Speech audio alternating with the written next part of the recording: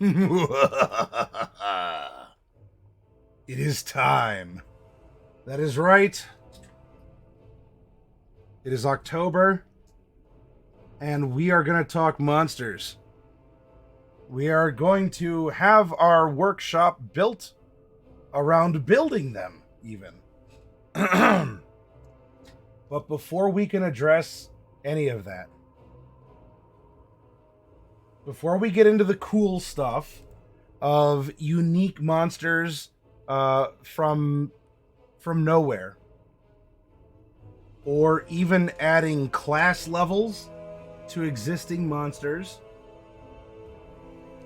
or anything that is getting super fancy, what we're going to do tonight is two things. One, we're going to discuss challenge rating. What is challenge rating? What is CR? Understand the basics of it, as well as the beginnings of adjusting CR, which is actually not even going to be adjusting the CR of a creature, as we're going to delve into reskinning monsters.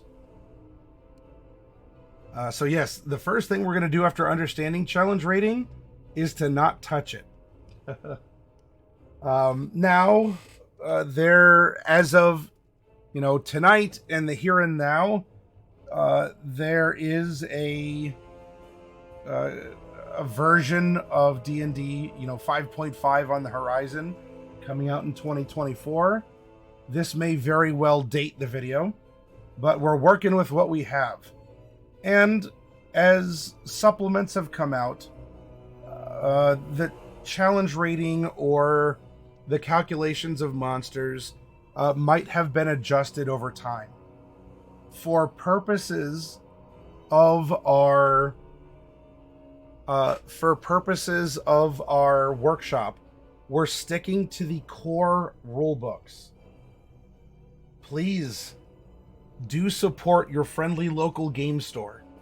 Go out, pick up these books. They're great to have. They will offer you inspiration, even if you only mostly play. Look at the monsters, understand them. Find a way to incorporate a character with one, or even find a way to pilot a monster as a character. Enjoy it. Support your local store. It is tough. It is tough when the publisher of the books competes directly against them by liquidating the books on Amazon. But it means a lot to stores like us if you go and you know that you don't have to, and yet you're absolutely willing to throw the money their way for a really cool book. And as such, it is my job to help inform you about the book, how to go about understanding it, how to delve into the contents, how to manipulate the numbers and read what you see.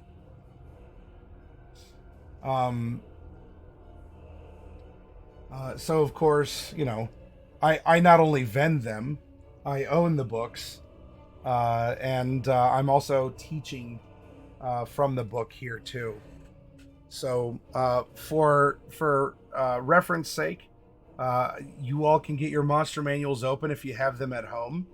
We're going to crack into them, as well as the Dungeon Master's Guide. So those are the two primary books.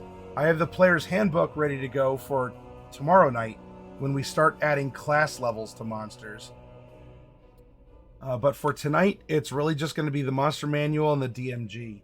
Now, I do have a picture of a kobold over in the corner, and keep that kobold in mind, because for many of you out there, you might go, oh, well, I mean, a kobold, yeah, it's a fun little, introductory style monster, cannon fodder stuff. Well, when we discuss challenge rating, we're going to read this story about the kobold you see. And it's going to get into things that challenge rating does not account for. as a part of what we also go over for what challenge rating does account for.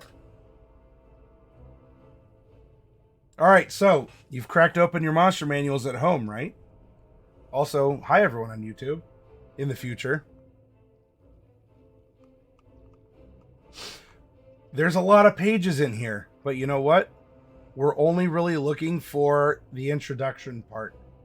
You really only have to get into the bare beginnings, and I'm not even going to read everything that's in here. There's just a few little morsels that that I want to bring up.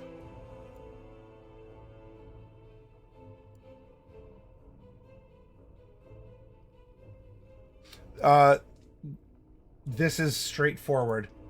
Good reading, good way to prime yourself if you've never cracked open the monster manual before. Maybe you tend to be on the receiving end of monsters more than the giving, right? The one dispensing the monstrous claw attacks and bites and weapons and magic and everything.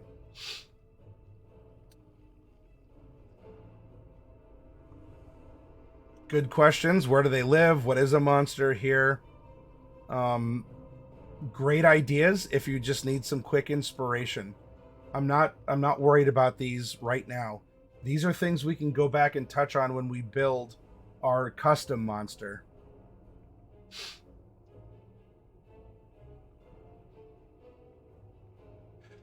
Though this is a good paragraph. What monsters to use? Many monsters inhabit dungeons, while others live in deserts, forests, labyrinths, and other environments. Regardless of which environment a monster traditionally calls home, you can place it anywhere you want. After all, fish out of water stories are memorable, and sometimes it's fun to surprise players with Grix hiding under the desert sands, or a dryad living in a giant mushroom in the Underdark.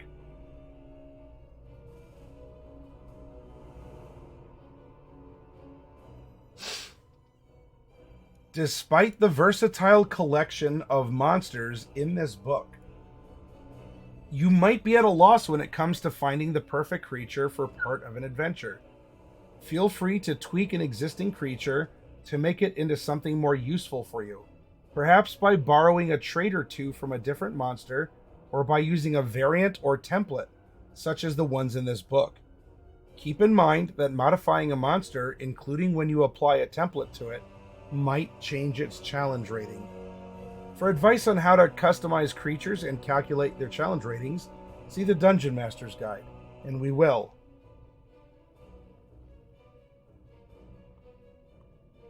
I want to touch on the other parts of the introduction just so we've gone through it and you're aware it's here, because we will be referencing this stuff. There are different types of monsters that exist. You would see these as classifications, and there might be mechanical benefits or detriments to the type of monster something is. For example, I believe healing spells can affect humanoids.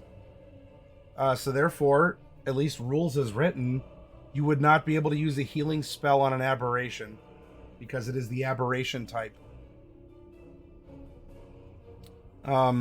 This also could have mechanical benefits for characters that are the characters that are rangers, and might have special bonuses to tracking or damaging or otherwise finding information on or dealing with in a physical confrontation with a type of monster.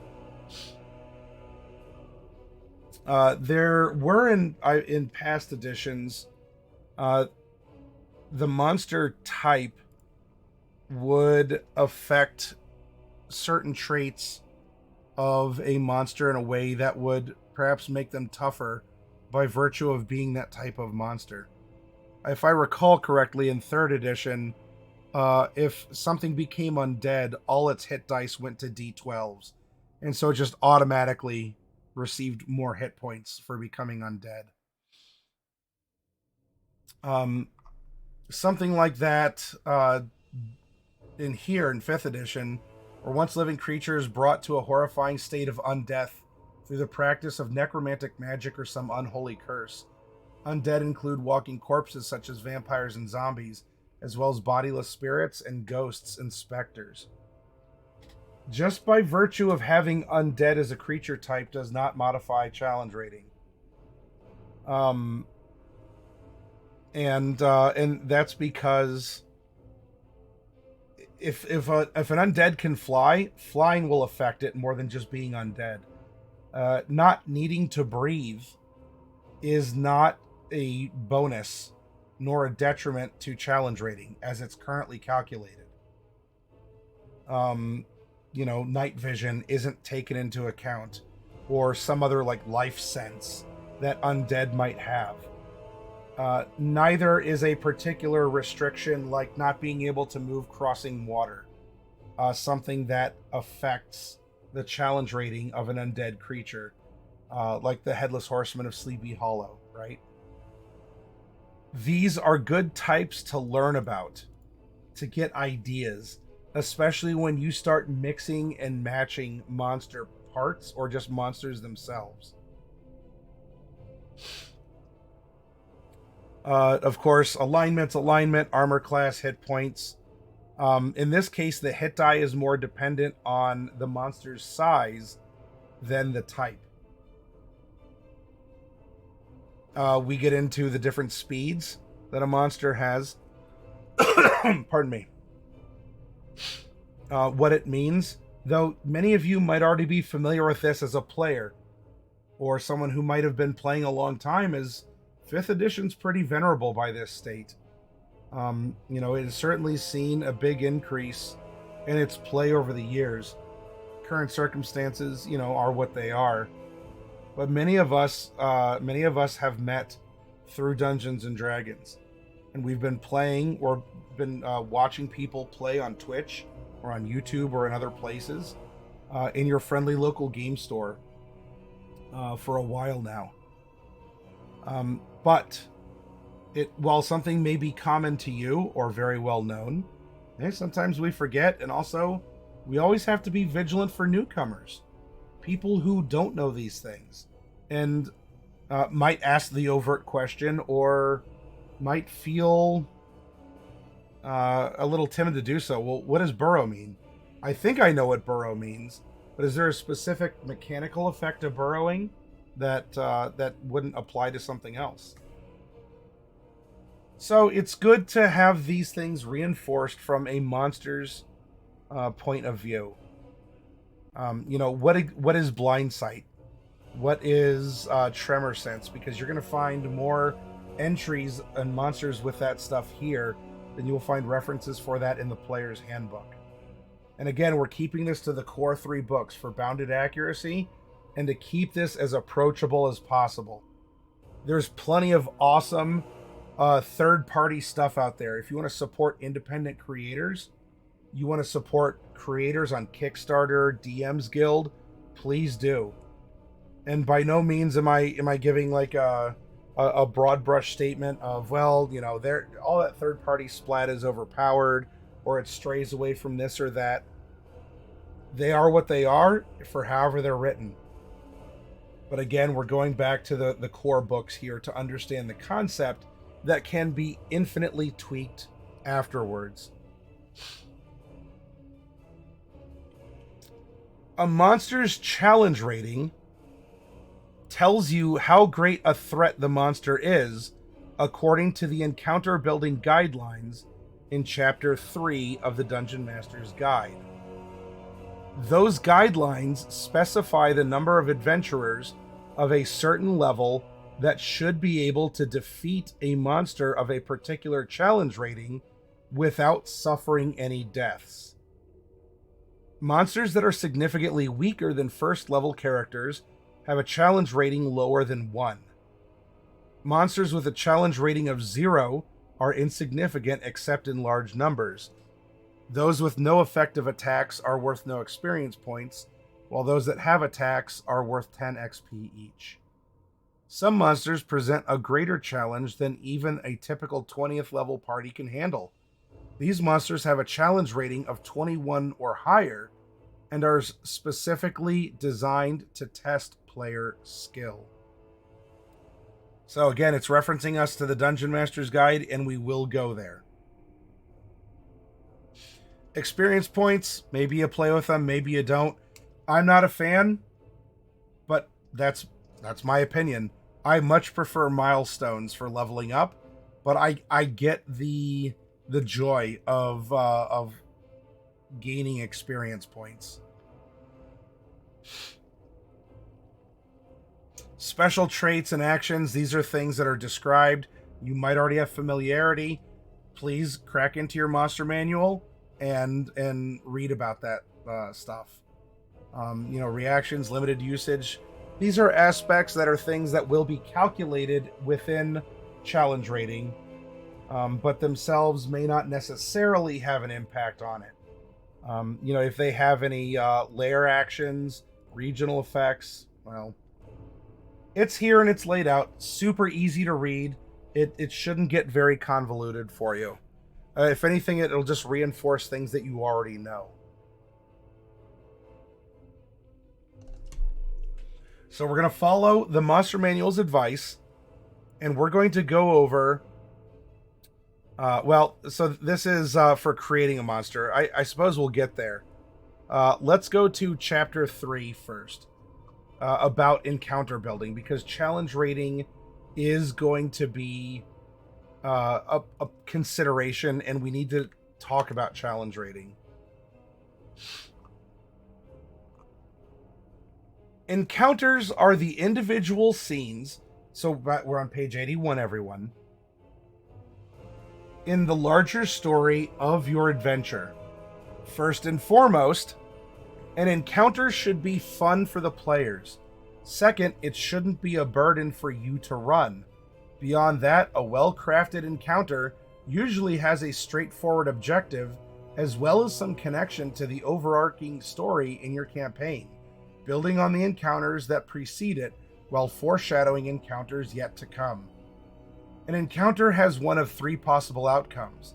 The characters succeed, the characters partly succeed, or the characters fail.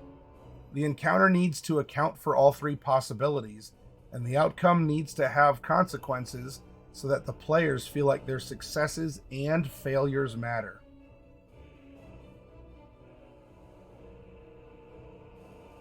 So, different ways to come up with an encounter concept. Encounter difficulty.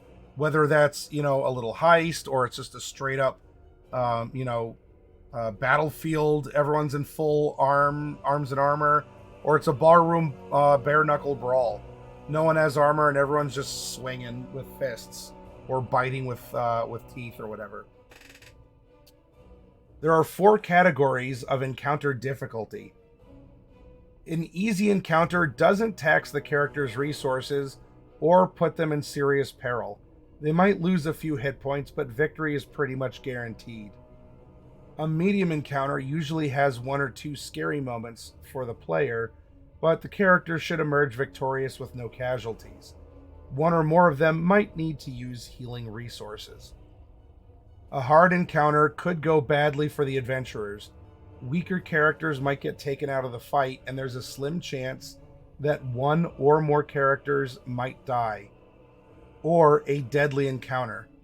A deadly encounter could be lethal for 1 or more player characters.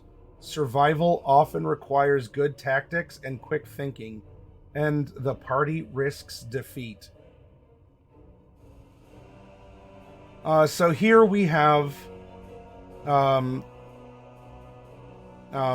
different thresholds for the monsters. I'm not worried about experience points for what we're talking about here. But challenge rating. When putting together an encounter or adventure, especially at lower levels, and that's true especially at lower levels, once things hit about level 10 and beyond, you get into some really wide open territory that things are more difficult to predict.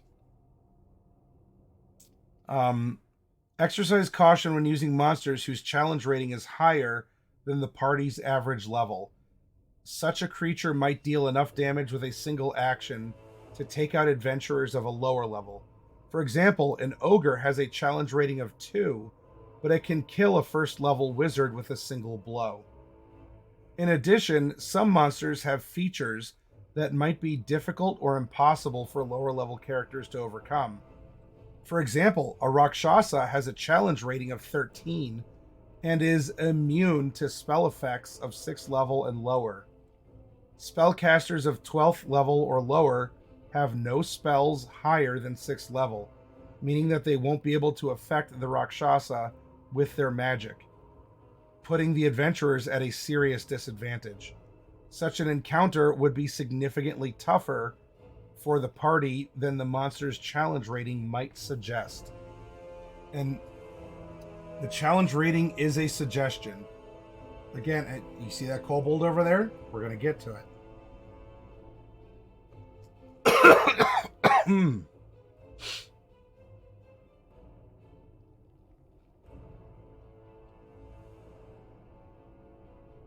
So this is going through using experience points.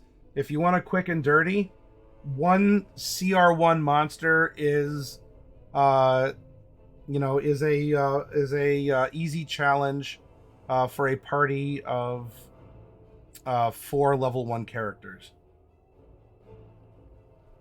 You can get into the calculations here. It's not that it's complex to do; it's arithmetic. But I don't want to talk about experience points for what we have going on here.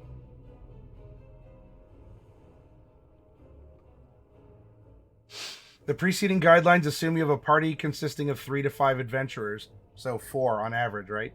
If the party contains fewer than 3, apply the next highest multiplier, and then if it has 6 or more, use the next lowest. You have to adjust it because you have more resources at the table or less to bring into what is presumed to be there.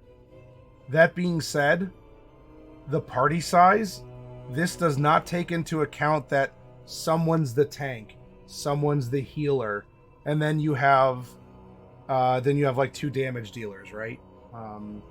In 4th edition, you'd have a controller, which would be more like a wizard, right? A striker, which would be something more like a rogue. A leader, which would be someone more like a cleric, a healer, and the leader was why am I forgetting? I think the leader was the tanky types. I think that was like warlords and paladins, and then healers might have just been healer. Shoot, I forget. It's been a while since I played 4th edition, but there were 4 types of classes. And with these calculations, they're broad enough.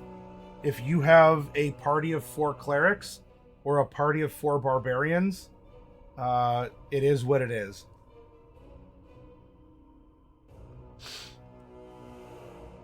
All right, congratulations. We've touched on those pages. You know where to find the concepts to build things along those lines.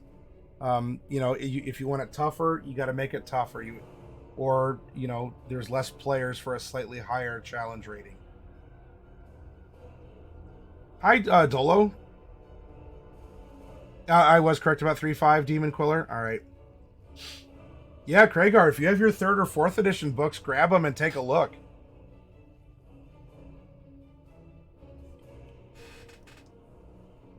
Oh, I missed a timing pun for the content, I guess, from Bane here for the bare necessities. All right, so we understand that challenge rating, 3 to 5. So let's say you have a party of 4. You want to, I don't know, you want to spice things up, throw one monster of a challenge rating that is equal to the average level of the party, and it'll be a little spicy, nothing that they necessarily can't handle. Now, how do you modify that? Let's say that you really like this type of monster, but you want to increase the challenge rating because you actually have a party of 7 people. But you love this monster concept as it's written in the book. There's different ways you can approach it.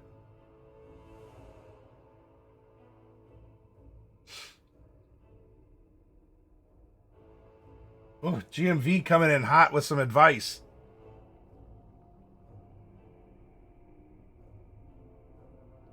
I will get to it in a moment, GMV. I'm going to let you finish what you're saying here. Once you have an idea, by the way, we're on page 273 if you're playing along at home. Once you have an idea for a monster, you'll need statistics to represent it. The first question you should ask yourself is, can I use statistics that already exist? A stat block in the monster manual might make a good starting point for your monster. Imagine, for example, that you want to create an intelligent arboreal predator that hunts elves. There is no such monster in the monster manual, but the Quaggoth is a savage humanoid predator with a climbing speed. You could borrow the Quaggoth's stat block for your new monster, changing nothing but the creature's name. You can also make minor tweaks, such as replacing the Quaggoth's language, Undercommon, with one that's more appropriate, such as Elvish or Sylvan. Need a fiery phoenix? Take the giant eagle or rock, give it immunity to fire, and allow it to deal fire damage with its attacks. Need a flying monkey? Consider a baboon with wings and a flying speed. Almost any monster you can imagine can be built using one that already exists. That's going to lead into us talking about reskinning. Adapting a stat block is far less time consuming than creating one from scratch, and there are changes you can make to an existing monster that have no effect on its challenge rating, such as swapping languages, changing its alignment, or adding special senses. However, once you change the creature's offensive or defensive ability, such as its hit points or damage, its challenge rating might need to change, as shown later. Switching weapons. If a monster wields a manufactured weapon, you can replace that weapon with a different one. For example, you could replace a hobgoblin's longsword with a halberd. Don't forget to change the damage and the attack's reach where appropriate. Also, be aware of the consequences of switching from a one-handed weapon to a two-handed weapon, or vice versa. For example, a hobgoblin wielding a halberd, a two-handed weapon, loses the benefit of its shield, so its AC decreases by 2. Adding a special trait. Another simple way to customize a monster is to add a special trait. You can add a special trait of your own devising, or pick up a special trait from one of the many creatures in the monster manual. For example, you can create a goblin-spider hybrid by giving the normal goblin the spider climb special trait. Turn an ordinary troll into a two-headed troll by giving it the two heads special trait. Or turn an owlbear into a flying owlbear by giving it wings and a giant owl's flying speed.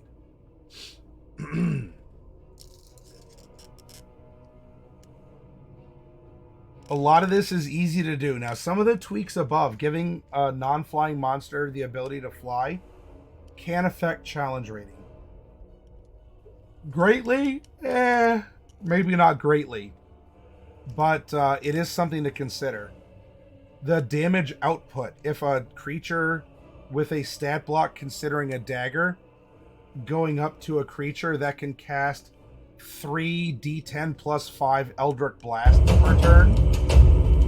Uh-oh. Hang on, we got a raid.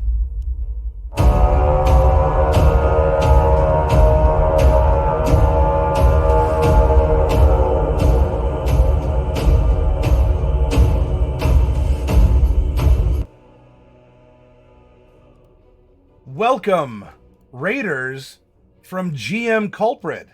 Let's give a shout out. Uh-oh.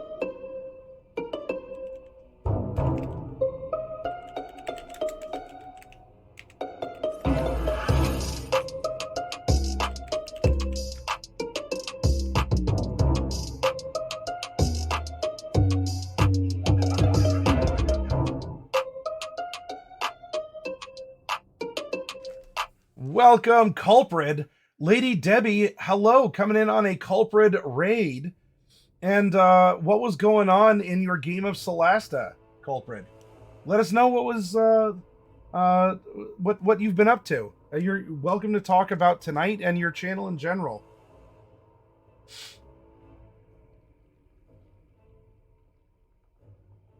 And Platinum Drago, thank you very much for coming on the raid and the follow. In fact, your follow brings us one more cultist closer to summoning Tiamat. What does that mean? Uh-oh. It means we're getting raided again.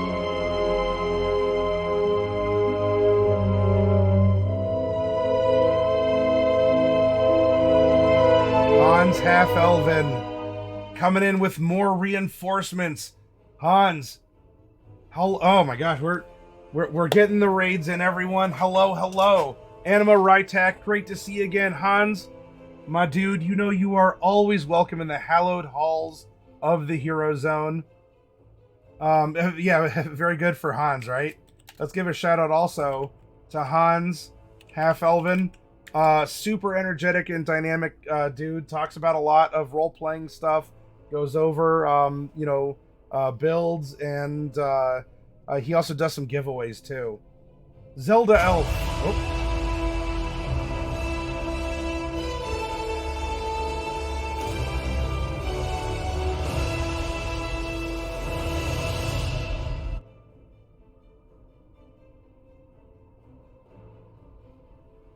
How appropriate. How appropriate.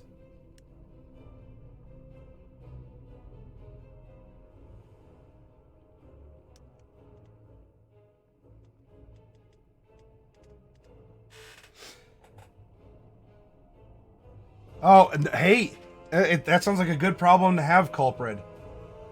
For all of you who are joining us, hello and welcome. We're talking about building monsters and how you do that in D&D.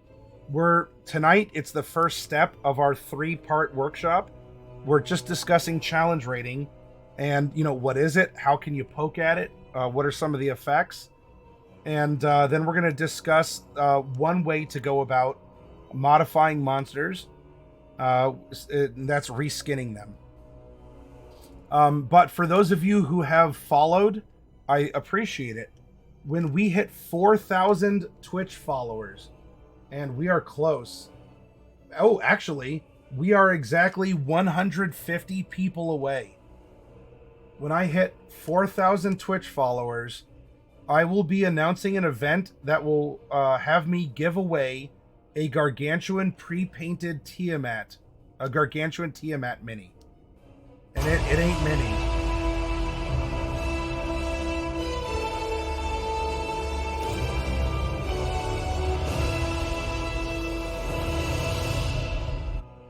Rocky Raccoon. Rocky, I absolutely agree with that sentiment. So we're at 149. Whoever wins that big girl, free shipping to a U.S. address.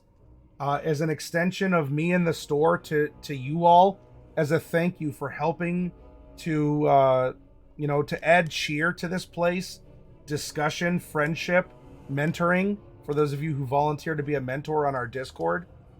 And I will be using Discord to facilitate that Tiamat giveaway. So be sure to join us there as well. And we do a lot of other fun events. We have a monthly giveaway of boxes of pre-painted minis. Look, it's my job to teach these hobbies and to get these hobbies on your table so that you are inventive, you are creative, innovative, you immerse yourself, your fellow players, or if you're the one running, you're everyone else at the table, right? And as much as I can, I take the generosity you all have shown by raiding in, by following, subscribing, gifting subscriptions, interacting, through bits and cheers or donations. That gets turned right back around through art and prizes and events and all kinds of fun stuff that I can possibly think to constantly welcome newcomers to the hobby and challenge the old timers who've been in it for a while and may want to, have that dust shaken off if there's the need for something new at the table. So thank you all very much, and I appreciate those of you who have come over in these raids, and for the raiders, for trusting your audience here in the Hero Zone. I'll try not to embarrass you too much, but, you know, I can't make any promises. Puns, wordplay, bad/dad jokes, they can happen at any moment. They are random encounters.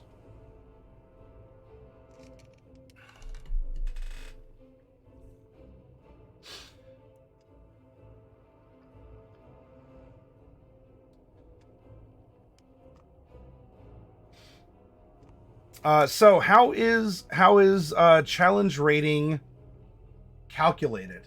There's a couple steps here to, you know, that will build up to it. We're going to cut to the chase. Challenge rating itself is actually an average. And that average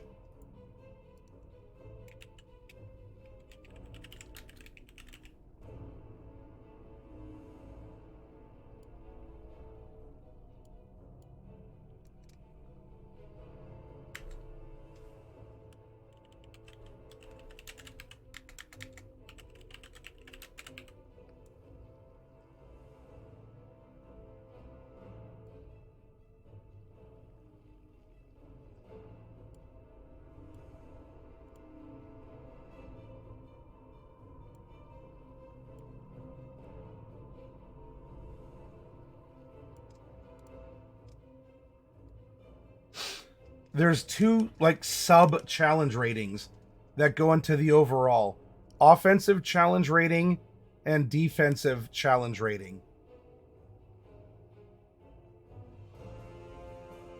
Offensive challenge rating is your damage per round, your DPR. And then it is also your attack bonus. And if it's not your DPR, it could be your save difficulty. It's kind of a modal choice there. So, offensive, we have...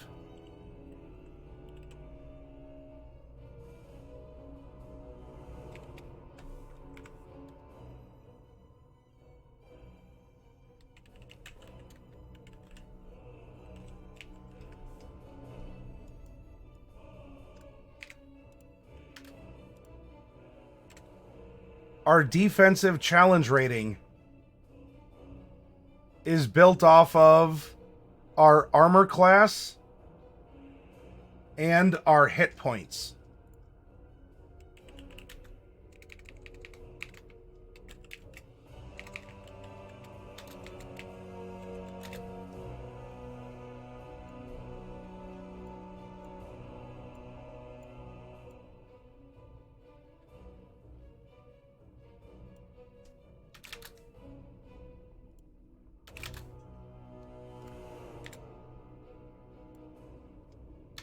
Now, what does all this mean? All right, let's say... Yeah, Rocky, we are exploring 5th edition. We are currently in the Dungeon Master's Guide on page 274 of 5th edition D&D.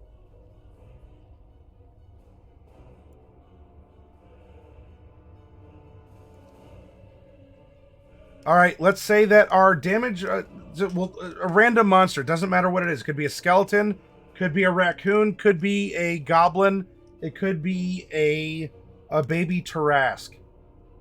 Let's say that we deal from claws, teeth, fire. It doesn't matter if it's from 1 attack per round or it gets 5 attacks, but the average damage output from its attacks per round is 40, okay? That means that it is a CR 6 for damage per round.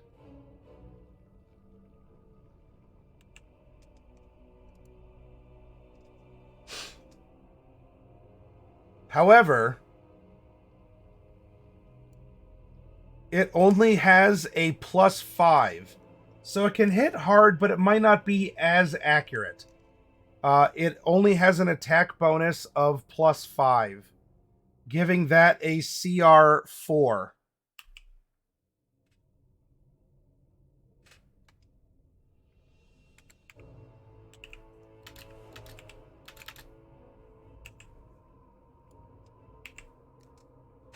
Our offensive challenge rating is 5. Despite us having the damage per round of a CR6 creature, but our attack bonus is that of a CR4 creature.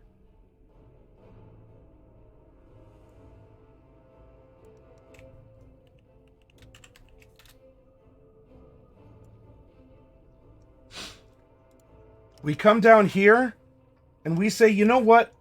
I want a monster that I'm throwing at my party for whatever reason. Hopefully it's story-related. It's compelling. I want it to be easy to hit. This is going to be a big old boy, right? Heckin' chonker in the parlance of modern youth. So, I don't want a very big armor class on this thing. In fact, we're going to go... we're going to go with a 15. However, this thing is going to be loaded with hit points. It is loaded with hit points. And in fact, we're going to say...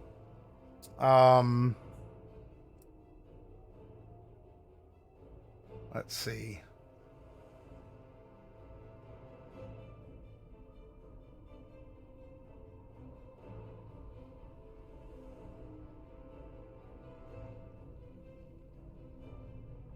How many do I want to give it?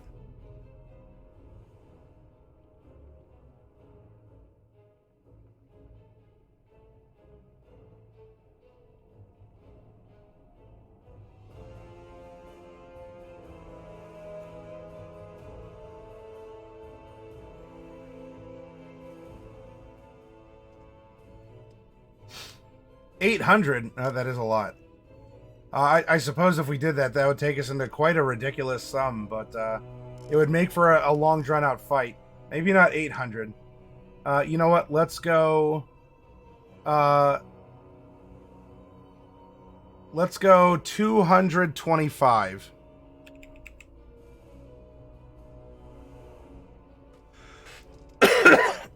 Actually, I should do this.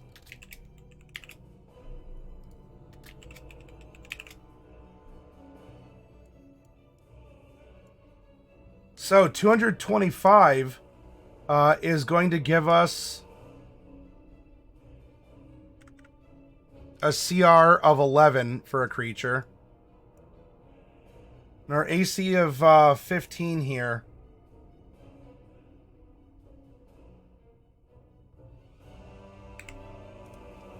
We have it as 5. So, we're going to come down here.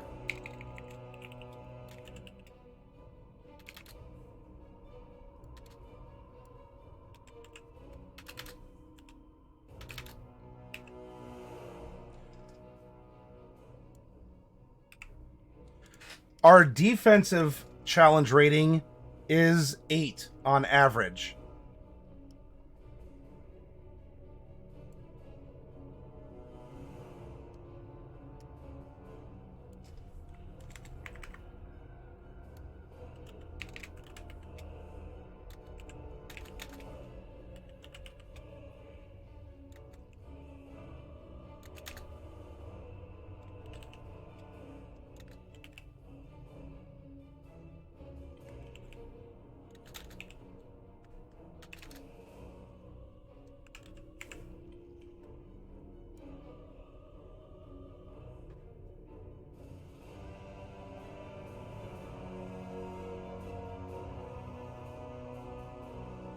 And we round up. So based on these 4 traits, regardless if it has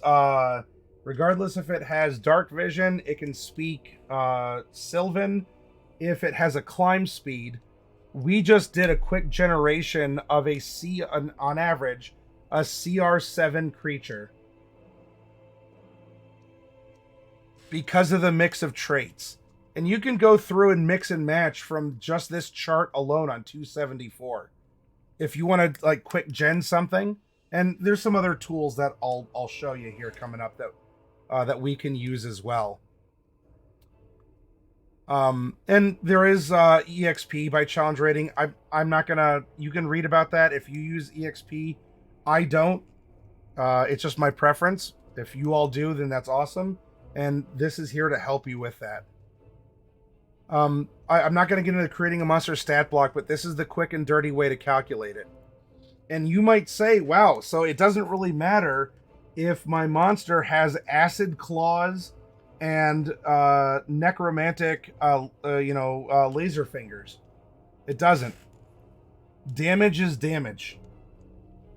And it doesn't matter if the damage per round comes from one massive attack or several smaller attacks.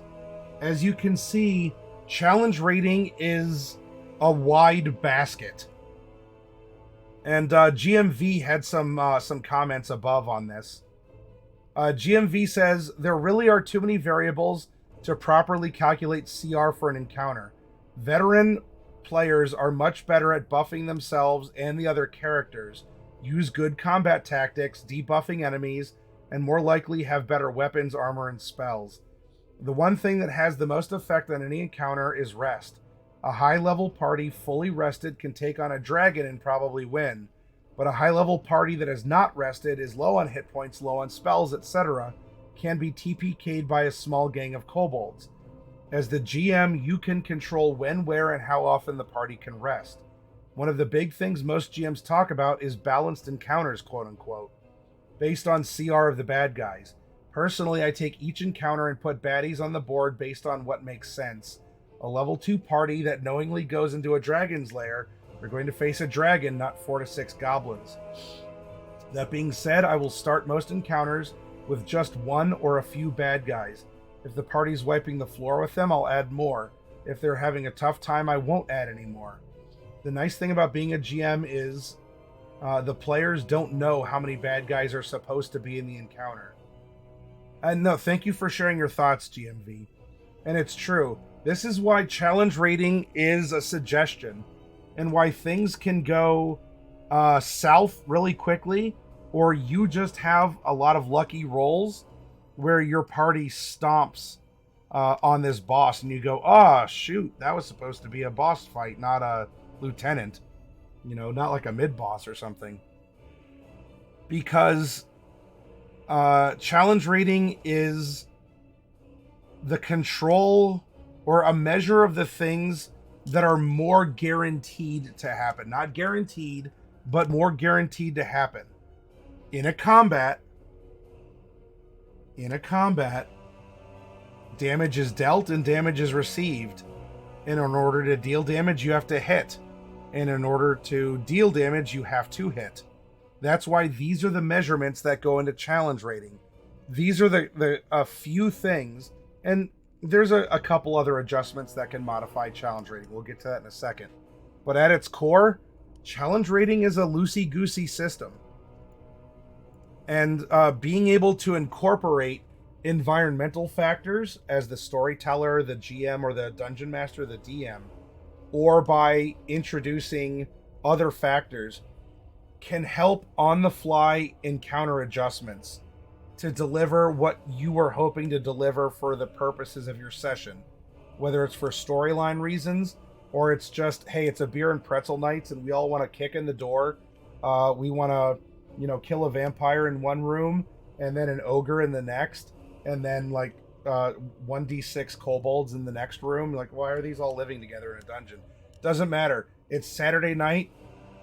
You and your family or friends just want to roll some dice and have fun, and there you go.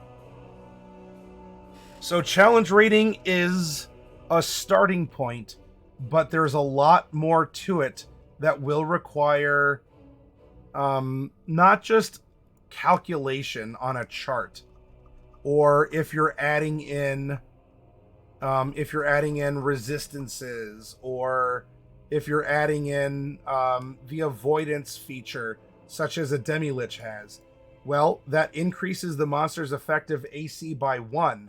If we have this same monster and we give it avoidance, its AC goes up to 16, and that would mean that we come up to a A CR8 creature.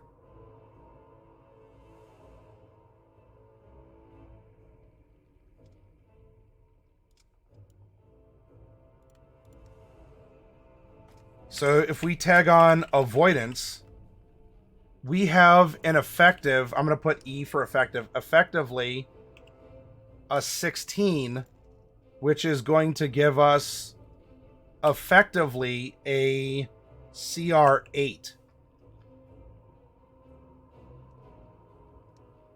8 plus 11 is 19. Divided by 2 is 9.5. Rounded up is 10. 10 plus 5 is 15. Divided by 2 is 7.5. Round up. Adding avoidance increases the challenge. Nothing else changed except the avoidance feature as listed in the Demi-Lich creature. That makes our effective challenge rating for whatever it is that we just made 8. And all we did was add the avoidance feature.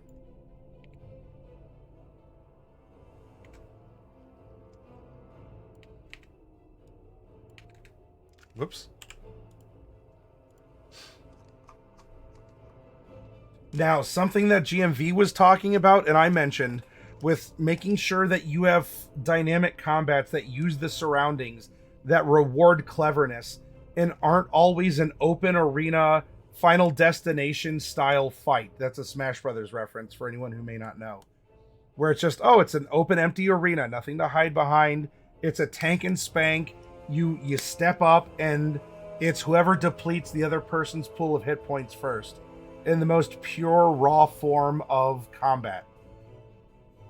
Because CR is a bit of a nebulous thing, and in dice rolls, let alone anything else, can also, you get on a lucky streak or an unlucky streak.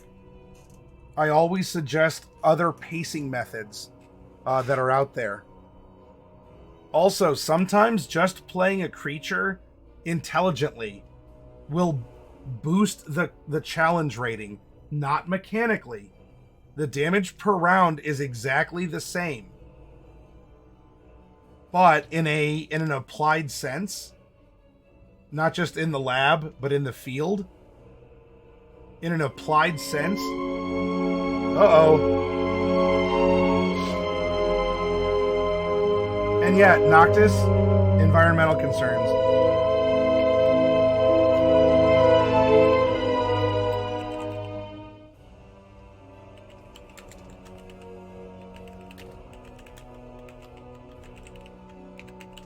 Welcome, Insomnia Night RPG.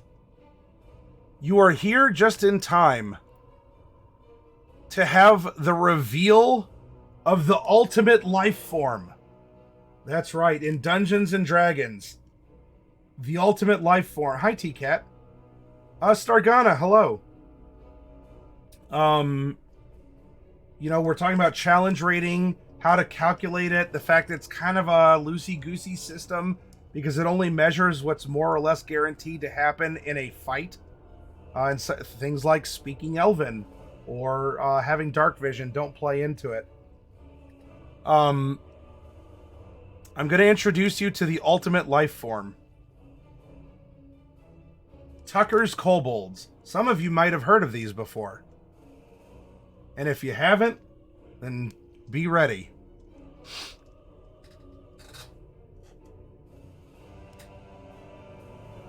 Stargana says, I multiply challenge rating by party level and then eat tacos and throw it all away. This month's editorial is about Tucker's Kobolds. We get letters on occasion asking for advice on creating high-level AD&D game adventures, and Tucker's Kobolds seem to fit the bill. Many high-level characters have little to do because they're not challenged. They yawn at Tarrasques and must be forcibly kept awake when a lich appears. The DMs involved don't know what to do, so they stop dealing with the problem and let the characters go into character limbo.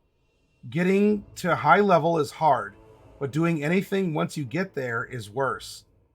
One of the key problems in adventure design lies in creating opponents who can challenge powerful characters. Singular monsters like Tarrasques and Liches are easy to gang up on. The party can concentrate its firepower on the target until the target falls down dead and wiggles its little feet in the air. Designing monsters more powerful than a Tarrasque is self-defeating.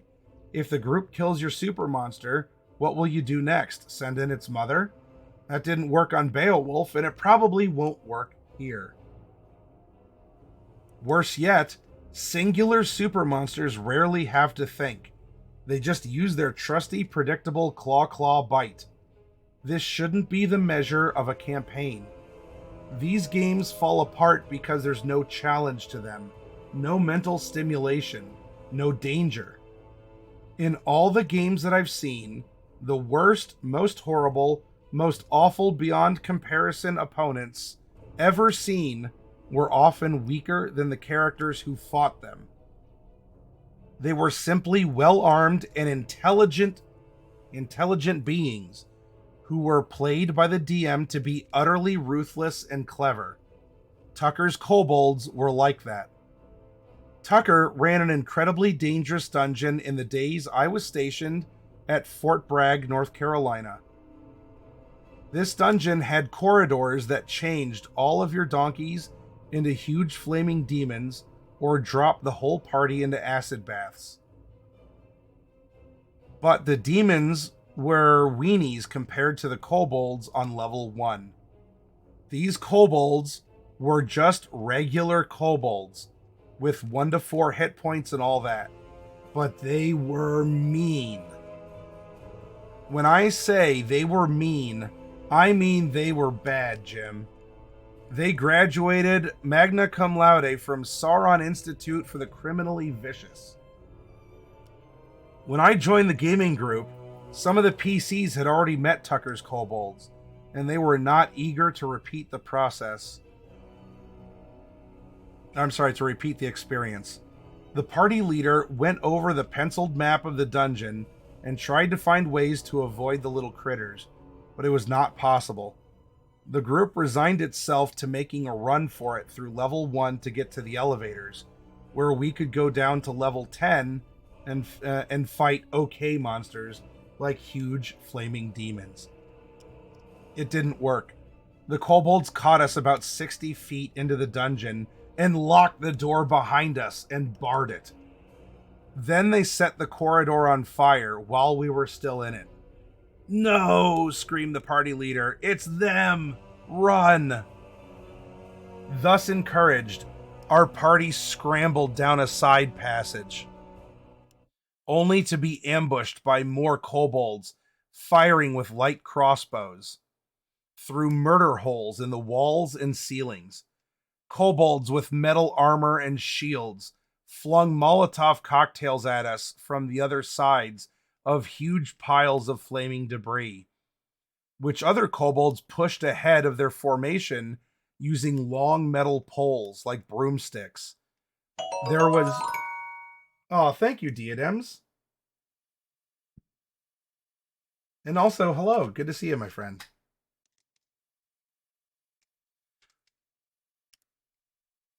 There was no mistake about it. These kobolds were bad. We turned to our group leader for advice. "Ah," he cried, hands clasped over his face to shut out the tactical situation. We abandoned most of our carried items and donkeys to speed our flight towards the elevators, but we were cut off by kobold snipers who could split, move, and fire, ducking back behind stones and corners after launching steel-tipped bolts and arrows, javelins, hand axes, and more flaming oil bottles. We ran into an unexplored section of level 1, taking damage all the time. It was then we discovered that these kobolds had honeycombed the first level with small tunnels to speed their movements. Kobold commandos were everywhere. All of our hirelings died. Most of our henchmen followed. We were next. I recall we had a 12th level magic user with us, and we asked him to throw a spell or something, Blast him, we yelled as we ran. Fireball him. Get those little peep. What, in these narrow corridors? He yelled back. You want I should burn us all up instead of them? Our panicked flight suddenly took us to a dead-end corridor, where a giant air shaft dropped straight down into unspeakable darkness, far past level 10. Here we hastily pounded spikes into the floors and walls, flung ropes over the ledge, and climbed straight down into that unspeakable darkness, because anything we met down there was sure to be better than those kobolds. We escaped, met some huge flaming demons on level 10, and even managed to kill one after about an hour of combat and the lives of half the group. We felt pretty good, but the group leader could not be cheered up. We still have to go out the way we came in, he said, as he gloomily prepared to divide up the treasure. Tucker's kobolds were the worst things we could imagine. They ate all our donkeys and took our treasure, and did everything they could to make us miserable. But they had style and brains and tenacity and courage. And you're welcome for the shout out, Insomnia. Thank you for dropping by. You're welcome to talk about what you're doing in your own D&D session tonight on your channel. You have that invitation, and thank you for trusting the members of your channel and those who are watching and participating here with the Hero Zone. We respected them and they did everything to make us miserable, and so they had all that in courage. We respected them and loved them, sort of, because they were never boring. If kobolds could do this to a group of PCs from 6th to 12th level, picture what a few orcs and some low-level NPCs could do to a 12th to 16th level group, or a gang of mid-level NPCs and monsters to groups of up to 20th level. Then give it a try. Sometimes it's the little things used well that count. And that is the story. Tucker's kobolds did not have a special stat block. They didn't have 100 hit points. They didn't have they wore some armor that was above and beyond, but they weren't they weren't half elithid psionic characters. They weren't operating some apocalypse engine, or these were kobolds as per their stat block, 1 to 4 hit points, but they were smart. They used their environment. And so the challenge rating in 5th edition terms, the challenge rating would be no different. And yet, this group of kobolds was routing level 6 through 12 parties. Or at least parties made up of members from level 6 to 12. And their donkeys, and their hirelings, and everything else. Have a good night, Kragar. And so challenge rating is a starting point. But it is, hey Rosewolf, thank you for stopping by. Challenge rating is a starting point, but it is not everything. It's a reference that you can tack onto, strip some away from, or simply say, how can I make my kobolds into Tucker's kobolds? Because if you play your enemies, even ones that aren't smart, a wild animal still has instincts, still generally knows the terrain, right? Has a feel for the lay of the land, knows how to use this and climb and where to expect things, might sense things that the party doesn't because of scent markers or something. A wolf pack may not have a high intelligence score. I mean, a wolf, let alone the pack. But if you, as the DM, play the wolves intelligently, they're a big danger, and challenge rating itself cannot account for that. And so this is a floating. This is something that is floating. If you need to on the fly increase or decrease difficulty, tactics is something that's there. Use and recognition of the environment is a big part of it too. And those can never really be quantified unless it's something like a lair action that automatically dispenses 10 damage per round because the room flash freezes. And so it's 10 points of cold damage that you take into account of the DPR of the encounter. So hopefully this was insightful about what CR is and does and what it isn't and cannot do. I'm going to get up. I need to refresh myself as I've had most of my water here. And my voice needs a rest for just a couple minutes. I'm going to take a quick break. And when we come back, we're going to discuss a very easy way of coming up with unique monsters. And that's reskinning them. How can we reskin a monster without necessarily adjusting CR? And it's a great, because it's already made for you. Crack open the monster manual, there it is. But anyway, we'll get to that in about 5 minutes. Okay, everyone? Hold tight. Thank you all for coming by. I appreciate the raids, any follows, for those of you who haven't followed yet. And we will keep this going for a little bit longer.